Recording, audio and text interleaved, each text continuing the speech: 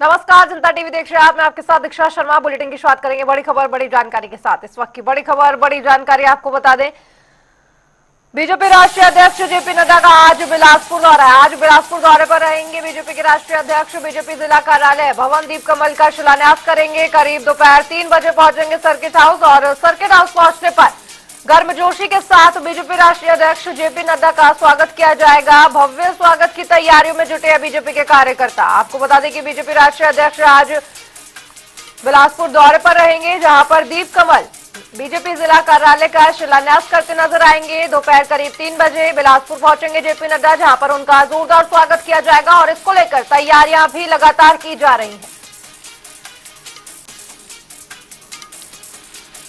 ये इस वक्त की बड़ी खबर आपको बता रहे हैं। आज बिलासपुर दौरे पर रहेंगे बीजेपी के राष्ट्रीय अध्यक्ष जेपी नड्डा। दीप कमल कार्यालय का शिलान्यास करते नजर आएंगे। दोपहर 3 बजे सर्किट हाउस पहुंचेंगे, जहां पर बीजेपी कार्यकर्ताओं ने स्वागत के लिए तैयारियां पूरी कर ली है और अब इंतजार है बीजेपी के राष्ट्रीय अध्यक्ष और केंद्रीय मंत्री जेपी नड्डा का।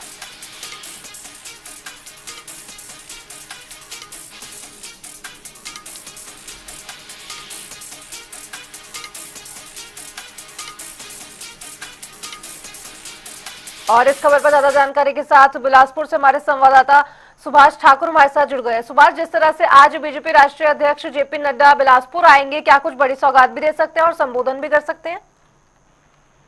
जी बिल्कुल दीक्षा जी, आज जो जेपी नड्डा है, केंद्रीय स्वास्थ्य मंत्री और भाजपा के जो राष्ट्रीय अध्यक्ष है, वो बिलासपुर के एक दिवसीय दौरे पर यहाँ पर पहुंचने वाले हैं।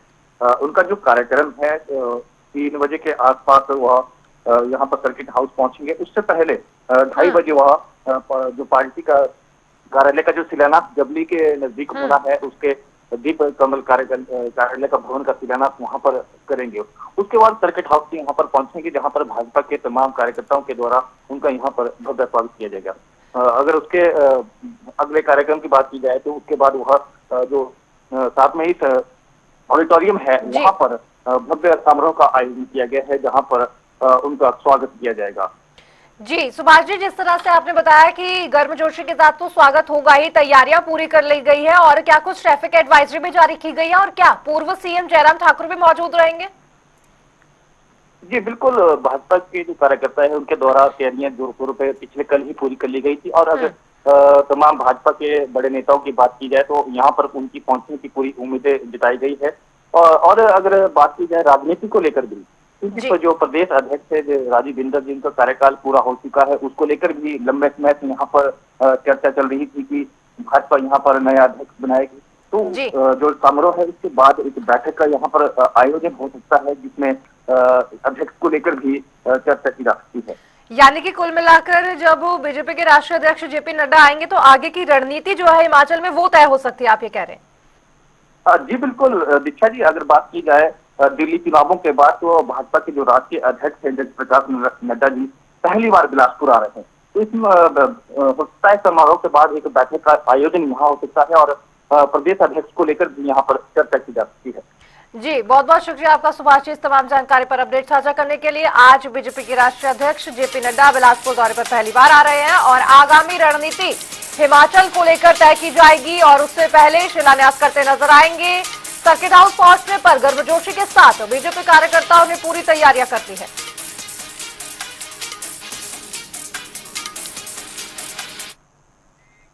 बढ़ेंगे आगे। हिमाचल प्रदेश के मुख्यमंत्री सुखविंदर सिंह सुक्खू ने शिमला में यूएई के प्रतिनिधि मंडल के साथ मीटिंग की है और इस दौरान भारत में यूएई के राजदूत डॉक्टर अब्दुल नासिर अल शाली के साथ निवेश को लेकर चर्चा हुई।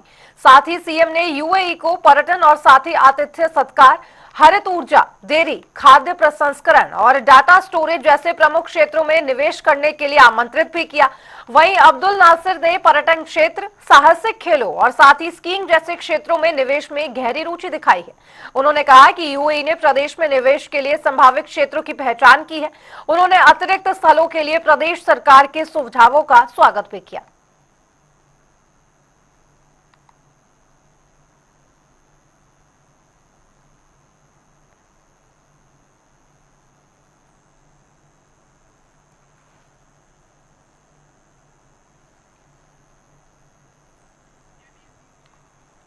और ये तस्वीरें आपको दिखा रहे हैं, राजदूत ने ये कहा है कि जल्द ही तकनीकी टीम भेजेंगे हिमाचल प्रदेश में।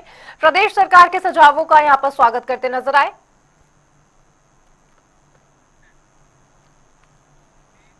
और चलिए रुक करेंगे आ रही इस वक्त की बड़ी खबर बड़ी जानकारी का। इस वक्त की बड़ी खबर बड़ी जानकारी आपको बता दें, बीबीएन में भारत की पहली एपीआई, ये इस वक्त की बड़ी खबर। प्रदेश में 1400 करोड़ रुपए का होगा निवेश। ग्रीन हाइड्रोजन और 2G एथेनॉल की एकीकृत विनिर्माण सुविधा, प्रदेश सरकार ने एमओयू साइन किया है, ये इस वक्त की बड़ी खबर। हिमाचल प्रदेश से जुड़ी 1000 रोजगार के अवसर सृजित होंगे। बीबीएन में भारत की पहली एपीआई से 1000 रोजगार सृजित किए जाएंगे, तो वहीं एमओयू साइन हुआ है। प्रदेश सरकार ने यह एमओयू साइन किया। आपको बता दें कि ग्रीन हाइड्रोजन और 2G एथेनॉल की 1000 रोजगार के अवसर सृजित होंगे, जिससे आपको बता दें कि हिमाचल प्रदेश लगातार प्रगति की ओर बढ़ रहा है। और इस बीच बीबीएन में भारत की पहली एपीआई हिमाचल प्रदेश में 1400 करोड़ रुपए का निवेश होगा, जिससे ग्रीन हाइड्रोजन और 2G एथेनॉल की एकीकृत विनिर्माण सुविधा मिली जाएगी। प्रदेश सरकार ने एमओयू साइन किया है, ये इस वक्त की बड़ी खबर आपको बता रहे हैं। 1000 रोजगार के अवसर सृजित होंगे इससे। बीबीएन में भारत की पहली एपीआई से हिमाचल प्रदेश में 1400 करोड़ रुपए का निवेश होगा और इसके बाद ग्रीन हाइड्रोजन और 2G एथेनॉल की एकीकृत विनिर्माण सुविधा लोगों को दी जाएगी। प्रदेश सरकार ने एमओयू साइन किया है, जिसके चलते बेरोजगार युवाओं को रोजगार का एक अवसर, आपको बताएं 1000 रोजगार सृजित किए जाएंगे।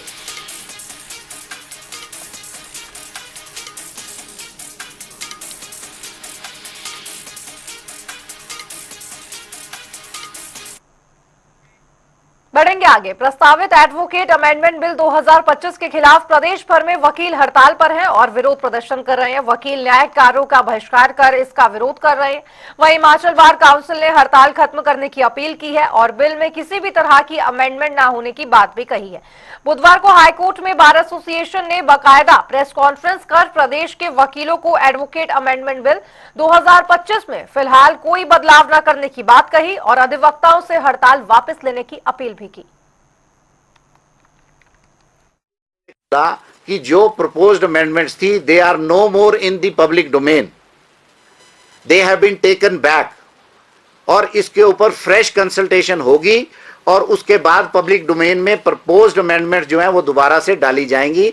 तो आज की डेट में कुछ भी नहीं है जिससे ये कहा जाए कि कोई भी वकीलों के हित के अगेंस्ट कोई भी बात कही जा रही है या प्रपोज करी जा रही है या कोई एक्ट बन रहा है। तो इस वजह से उन्होंने कहा कि आप अपने स्टेट में जाइए और सारे वकीलों से रिक्वेस्ट करिए कि आपकी कंसल्टेशन के बिना कोई भी काम नहीं किया जाएगा, कोई भी अमेंडमेंट जो है वो नहीं लाई जाएगी, आपको कॉन्फिडेंस में लिया जाएगा और उसके बाद ही अगर कुछ करना होगा तो उसके बाद ही कुछ होगा। As on date there is nothing on record जो पब्लिक डोमेन में हो जिसके बेस पे हम ये एप्रीहेंशन कर सकें कि जी कोई डिक्रोनियन लॉ वकीलों के खिलाफ बनाया जा रहा है। कोई भी अमेंडमेंट आज की डेट में जो है वो नहीं हो रही है। तो मैं सभी वकील भाइयों से ये अनुरोध करूंगा कि आज की डेट में कोई भी प्रपोज्ड अमेंडमेंट एग्जिस्टेंस में नहीं है, उसका कोई वजूद नहीं है और वो अगर फ्यूचर में कुछ ऐसा आएगा तो bar council of Himachal Pradesh आपके साथ खड़ी हुई है। तो वहीं प्रदेश में पेंशनर्स ने सुखू सरकार के खिलाफ धरना प्रदर्शन किया। शिमला के चौड़ा मैदान में भारतीय राज्य पेंशनर संघ के बैनर तले विभिन्न पेंशनर्स एसोसिएशन ने जोरदार धरना प्रदर्शन किया। इस मौके पर संघ के राष्ट्रीय उपाध्यक्ष घनश्याम शर्मा ने कहा कि कांग्रेस सरकार में पूर्व कर्मचारियों को समय पर पेंशन नहीं मिल पा रही है। पीड़न से दुखी होकर, परेशान होकर के आज ये पूर्व कर्मचारी यहाँ पर उपस्थित है और 15 दिन के अंदर प्रदेश के अंदर, ये तो सांकेतिक धरना है, 15 दिन के अंदर प्रदेश के अंदर ज्वाइंट एक्शन कमेटी बना दी जाएगी। अगर हिमाचल प्रदेश की सरकार की आर्थिक स्थिति खराब है तो ये माननीय राज्यपाल महोदय को हिमाचल प्रदेश के बारे में एक रिपोर्ट जो है केंद्र सरकार को देनी चाहिए और यहाँ राष्ट्रपति शासन जो है लागू करना चाहिए। 1/16 से लेकर के 2022 तक जितने भी हमारे सेवानिवृत्त कर्मचारी हैं उनकी संशोधित ग्रेजुटी लीव इनकैशमेंट और कम्युनिकेशन का भुगतान है, वो अभी तक नहीं हो रहा है। 8 साल हो गए नहीं कर सकते, लेकिन उसको शुरू करें। हमारी डीए की किस्तें आप जिस दिन डीए देते उस दिन से देना शुरू कर दें। बकाये के बारे में कोई बातचीत नहीं हो रही है। लाखों करोड़ों रुपए बकाये का हर कर्मचारी का सरकार के ऊपर कर्जा है, सरकार उसकी अदायगी करे। और जो लोग उम्र दराज लोग हैं, उनकी बीमारी में जो बड़े से बड़ी बीमारी होती है, उनकी बीमारी के उपचार के लिए जो सरकारी सुविधा के मेडिकल फ्री वो नहीं है, उसको तत्काल सरकार जारी करे। और सरकार फिजूल खर्ची को रोके, हिमाचल प्रदेश में जो फिजूल खर्ची उसको रोके। और जो जिस तरह की व्यवस्था इस प्रदेश के अंदर सीनियर सिटीजन के लिए होनी चाहिए। तो वहीं बिलासपुर में 17 मार्च से राज्य स्तरीय नलवाड़ी मेले का भव्य शुभारंभ किया जाएगा और इस आयोजन के तहत 20 से 25 मार्च के पहले तक कुश्ती प्रतियोगिताएं आयोजित की जाएंगी, जिनकी तैयारियां जोरों पर है। कुश्ती प्रतियोगिता को सफलतापूर्वक आयोजित करने के लिए पुलिस अधीक्षक संदीप धवन ने सरकारी और गैर सरकारी सदस्यों के साथ महत्वपूर्ण बैठक का आयोजन किया। इस बैठक में सुरक्षा व्यवस्था, आयोजन स्थल की तैयारियों और प्रतियोगिता के सुचारू संचालन को लेकर विस्तार से चर्चा हुई। वहीं हर साल की तरह इस बार भी कुश्ती प्रतियोगिता नलवाड़ी मेले का प्रमुख आकर्षण रहेगी। इसे भव्य और रोचक बनाने के लिए आयोजन समिति पूरी तरह से सक्रिय है।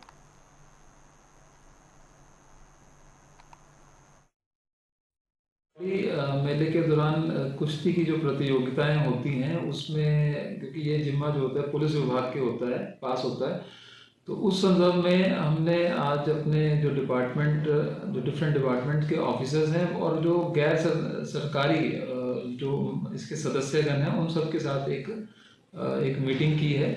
इस मीटिंग में जो ये पूरी जो व्यवस्था होती है कुश्ती आयोजन को लेके, उसमें किस प्रकार के रूल्स रेगुलेशंस, क्या उसकी रूपरेखा रहती है, उसके बारे में विस्तृत तौर पे हमने चर्चा की है।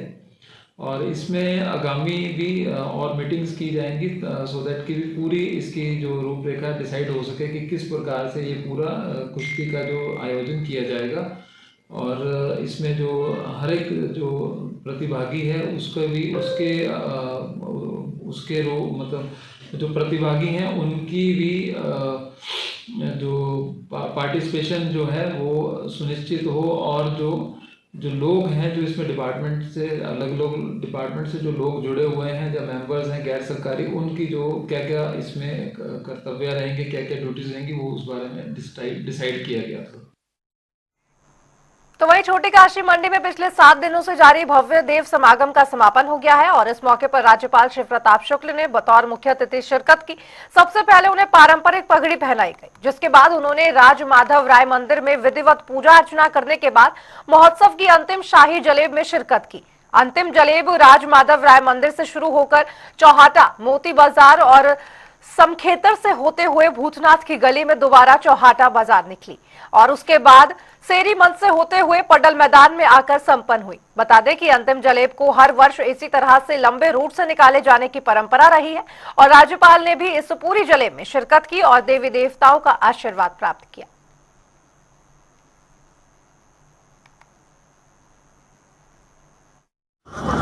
और हिमाचल की एक अद्भुत परंपरा ये है कि सभी देव आकर के ऐसे ऐसे उत्सवों पर एक दूसरे से मिलते हैं।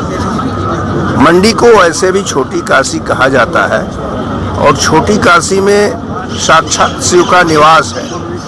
तो महाशिवरात्रि बहुत अद्भुत ढंग से यहाँ मनाई जाती है और कल मैंने देखा सांस्कृतिक कार्यक्रम में कई हजार लोग उपस्थित थे।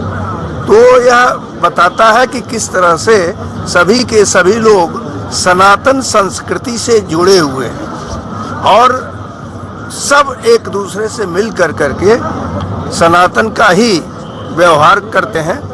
आज मैं यहाँ आया हूँ उस पूर्णता में भाग लेने के लिए। कहते तो सामान्य भाषा में समापन, लेकिन न तो सनातन कभी समाप्त होता है और न देव संस्कृति समाप्त होती है। तो इस नाते उसकी पूर्णता मैं कह रहा हूँ। मैं मान करके चल रहा हूँ कि निश्चित रूप से अगले वर्ष फिर हम सब लोग आपस में मिलेंगे और मिलकर के इस सनातन के पुनरुत्थान के लिए कार्य करेंगे। तो वहीं चंबा की पांगी घाटी में इन दिनों पांगवाल समुदाय का प्रमुख त्योहार जाकरू उत्सव बड़े ही धूमधाम और हर्षोल्लास के साथ मनाया जा रहा है। भारी हिमपात के बावजूद लोग पूरे जोश और उमंग के साथ अपनी सांस्कृतिक धरोहर को सहेजते हुए इस पर्व को मना रहे हैं। जुकारू केवल एक त्योहार नहीं बल्कि हमारी धार्मिक परंपराओं, रीति रिवाजों और समृद्ध प्राचीन सांस्कृतिक विरासत से जुड़े रहने का प्रतीक है। ये पर्व न केवल हमारी आस्था और उत्साह को दर्शाता है बल्कि आपसी भाईचारे और मेल मिलाप को भी बढ़ावा देता है। तो उधर एचआरटीसी कर्मचारियों ने मांगों को लेकर शिमला पुराना बस स्टैंड में प्रदर्शन कर सरकार के खिलाफ रोष प्रकट किया, जहां गेट मीटिंग के दौरान 100 के करीब चालक और परिचालक मौजूद रहे। ऐसे में ड्राइवर कंडक्टर यूनियन कल तक इंतजार करेगी और कल से आगामी आंदोलन की रणनीति बनाई जाएगी। उन्होंने बताया कि एचआरटीसी के चालकों और परिचालकों का 65 महीने का ओवर टाइम, डीए का एरियर की किश्त लंबित है और इसके बावजूद प्रदेश सरकार लंबे समय से उनकी लंबित देनदारियों को अदा नहीं कर रही है। हमें लेना है, 59 करोड़ से हम पीछे नहीं हटेंगे।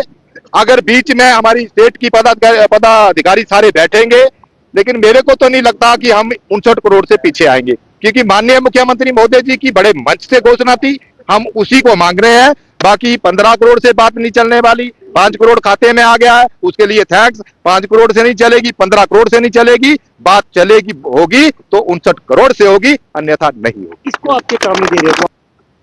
चेतावनी दे देना चाहता हूं, क्योंकि मैं नाम नहीं लेना चाहता। जो कहते हैं कि सरकार ये आई तो मैं इसके, जो सरकार आई हम उसके। उन लोगों ने हिमाचल पथ परिवहन निगम के कर्मचारियों का बेड़ा गर्क करके रख दिया है। और कल भी स्टेटमेंट कर उन्होंने दी कि ऑडी, कोई परिवार का मुखिया अगर बच्चों को कह दे कि ऑडी जो है वो आपको लेके देंगे और वो ले ना पाए और उसका तो बच्चे विरोध करेंगे। मैं उनको चेता देना चाहता हूं, हम ऑडी नहीं मांगते, ये खून पसीने की कमाया हुआ पैसा है, हम उसको मांग रहे। तो वहीं सुजानपुर में बीजेपी नेता राजेंद्र राणा की अगुवाई में सीएम सुक्खू ने 2 वर्ष पूर्व 5 मार्च के दिन ही सुजानपुर में आकर 6 घोषणाएं करके गए थे, लेकिन कोई भी घोषणा पूरी नहीं की गई है। और इसी कड़ी में बीजेपी के पदाधिकारियों और कार्यकर्ताओं ने प्रदेश सरकार के खिलाफ आक्रोश रैली निकाली। बीजेपी के नेता राजेंद्र राणा ने रैली निकालने के बाद एसडीएम के माध्यम से मुख्यमंत्री को ज्ञापन भी भेज दिया है। वहीं राजेंद्र राणा ने कहा कि मुख्यमंत्री ने 2 वर्ष पहले सुजानपुर में की घोषणा को आज तक अमली जामा नहीं पहना पाए हैं, जिसके कारण जनता में भारी रोष है। दूर की बात है, इन्होंने डबल बिल जो है बिजली के देना शुरू कर दिए। बिजली के नाम पर इन्होंने लोगों को ठगा। तीसरा, इन्होंने 5 लाख नौकरियां 5 साल में देने की बात की। नौकरियां तो देने की बात, जिन्होंने एग्जाम दे रखे थे नौजवानों ने, उनके रिजल्ट तक नहीं निकाले इन्होंने। और इसके अलावा 2 रुपया किलो गोबर खरीदने की किसानों से बात करी, 100 रुपया प्रति लीटर दूध खरीदने की बात की, हर जगह झूठ बोला। इसलिए सुखविंदर सिंह सुक्खू जी को भारत सरकार दे चाहे कांग्रेस हाईकमान दे, इनको जो है एक गोल्ड मेडल जो है वो झूठ बोलने का दिया जाना चाहिए। आज सुजानपुर की जनता सड़कों पे है और लगातार ये रोष प्रदर्शन आगे बढ़ेगा, क्योंकि सुजानपुर की जनता कभी हक मानते हैं और अपने हक के लिए लोकतंत्र में अधिकार है कि आप अपने हक की लड़ाई लड़ सकते हैं। इसलिए मुख्यमंत्री ने सुजानपुर के साथ भेदभाव किया, चुनावों में कहा कि मैं ही आपका विधायक, मैं ही आपका मुख्यमंत्री, और सुजानपुर की जनता को ठगा। इसलिए लोगों में रोष, आज लोग सड़कों पे है। और चलिए बुलेटिन में फिलहाल इतना ही।